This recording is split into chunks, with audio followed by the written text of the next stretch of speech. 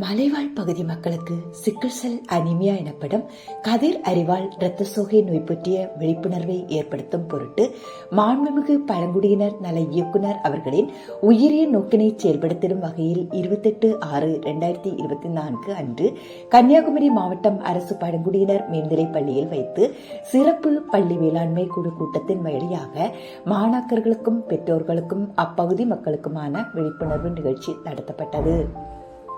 மாண்புமிகு பழங்குடியினர் நலத்துறை செயலர் மற்றும் மாண்புமிகு பழங்குடியினர் நலத்துறை இயக்குனர் ஐயா அவர்களின் சீரிய திட்டமிட்ட நெறிமுறைகளின்படியும் உயர்திரு கன்னியாகுமரி மாவட்ட ஆதிதிராவிடர் மற்றும் பழங்குடியினர் நல அலுவலர் அவர்களின் ஆலோசனைகள் மற்றும் சீரிய வழிகாட்டுதலின்படி சிக்கிள் செல் அனீமியா விழிப்புணர்வு இப்பகுதி மக்களுக்கு சிறப்பாக எடுத்துச் செல்லப்பட்டது. BMO டாக்டர் ஆன்சி அவர்களின் தலைமையிலான RBSK மருத்துவக் குழு ஜூன் 20 மற்றும் 21 நாட்களில் இப்பள்ளியில் பயிலும் அனைத்து மாணாக்கர்களுக்கும் பிளட் சாம்பிள் சேகரித்து பரிசோதனை மேற்கொண்டனர். மேலும் மருத்துவக் குழுவினரால் மாணவர்களுக்கு இரத்த சோகை நோய் பற்றியும் சத்தான உணவு உட்கொள்ள வேண்டிய அவசியம் மற்றும் அறிவுரைகள் 28/6/2024 அன்று மாலை 3 மணிக்கு டாக்டர் ஆன்சி முன்னிலையில் சிறப்பு SMC கூட்டத்தின் வழியாக சிக்கிள் செல் அனீமியா நோய் பற்றிய விழிப்புணர்வு நிகழ்ச்சி நடத்தப்பட்டது. பள்ளி பெற்றோர் ஆசிரியர் சங்க தலைவர் திரு நாகப்பன் அவர்கள் சிறப்பு SMC கூட்டத்தின் நோக்கங்களை கூறி கூட்டத்தினரை வரவேற்று பேசினார்கள்.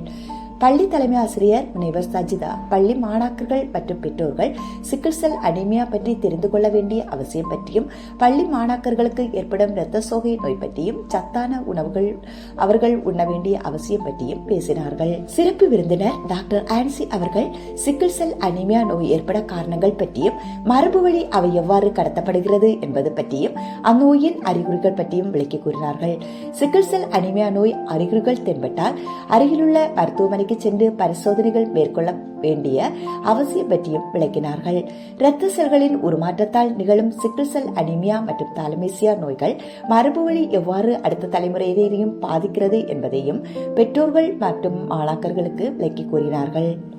மேலும் தலைமை ஆசிரியர் பள்ளி மாணாக்கர்களின் கற்றல் திறனை மேம்படுத்துவதற்கு எடுக்கப்பட்டுள்ள முயற்சிகள் பற்றியும் மாணாக்கர்களை நல்ல உயர்கல்வி நிறுவனங்களில் சேர்த்து படிக்க வைக்க வேண்டும், அதற்கு அதிக கவனம் செலுத்தி அதிக மதிப்பெண்கள் பெற வைக்க வேண்டும் எனவும் பல்வேறு போட்டித் தேர்வுகள் பற்றியும் எடுத்துக் கூறினார்கள்.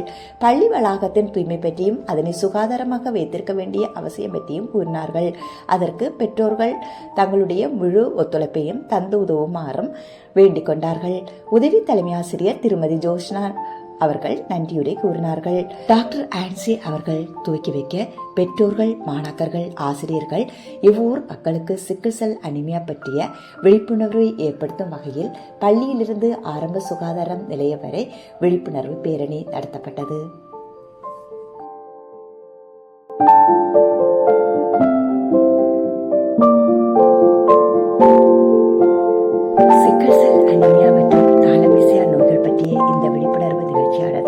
மலை கிராம மக்களிடையே நோய் பற்றிய தெளிவான புரிதலை ஏற்படுத்துவதாக அமைந்தது.